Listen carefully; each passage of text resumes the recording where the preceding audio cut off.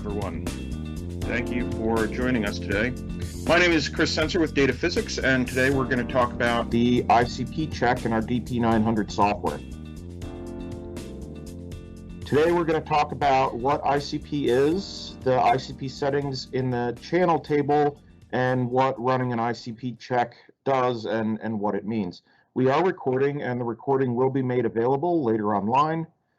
Please check out a Data Physics YouTube channel for some previous recordings, and that's where this recording is going to live. And we'll go right to the software. Here is our channel table. As I mentioned, we went into detail with some of these things in previous seminars. Again, that is on the Data Physics YouTube channel.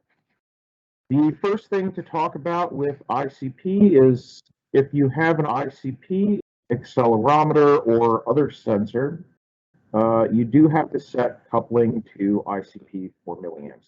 Now, what ICP stands for is Integrated Circuit Piezoelectric, and what that means is the ICP sensor itself has a little chip down on the sensor that conditions the signal off of the piezoelectric element and sends a voltage signal out that we can read. Our hardware provides this 4 milliamp DC voltage to power that signal conditioning chip.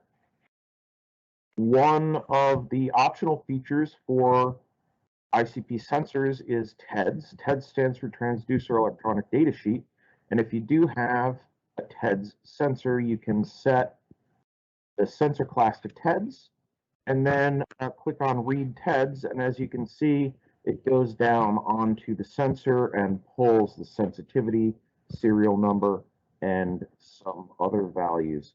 Now, you can click on View TEDS, and that is going to go down and read all those values that are stored down on the chip, and you can view them.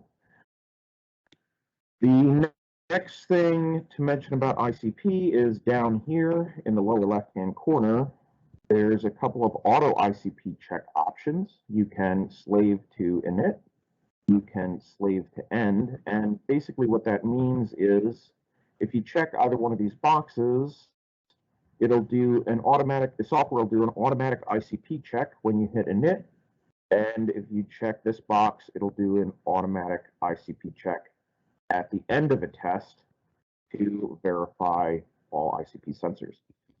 Either one of these can be checked, both of them can be checked, or none of them can be checked if you don't want to auto ICP check. We do have a new feature here to check ICP right in the channel table itself. So right here I can click, and it's going to check my ICP sensors, and you can see here what the ICP check really does is measure the voltage that is down on the sensor. So green indicator means that you have the proper industry standard ICP values between 8 and 14 volts.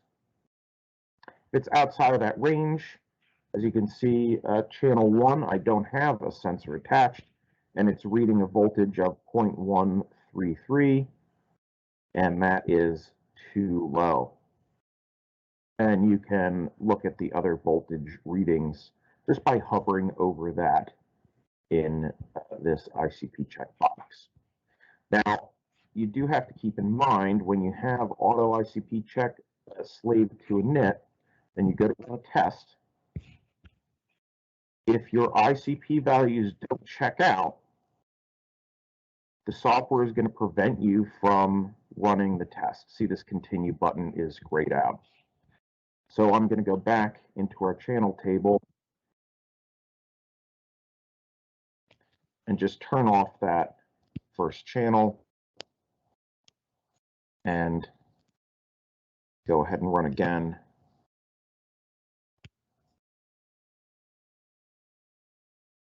And you can see these are good. The continue button comes on. I can hit start, and we're up and running. Now, another feature that we have in the software is we actually save the ICP check data. So if you go into review mode and load the test, you go up to the test menu, open your test setup, go into your channel table, and now down here this button is changed from check ICP to view ICP, and you can see the ICP results, when it was done, and you have a couple different options for viewing the ICP results. So that's pretty much it for ICP. Our next seminar is going to be on running a single shaker sign test done on November 12th. Please feel free to join us for that. If you do have any questions, please feel free to email me directly, chris.sensor@dataphysics.com, or visit us on the web at dataphysics.com. Thank you for your time and have a great weekend.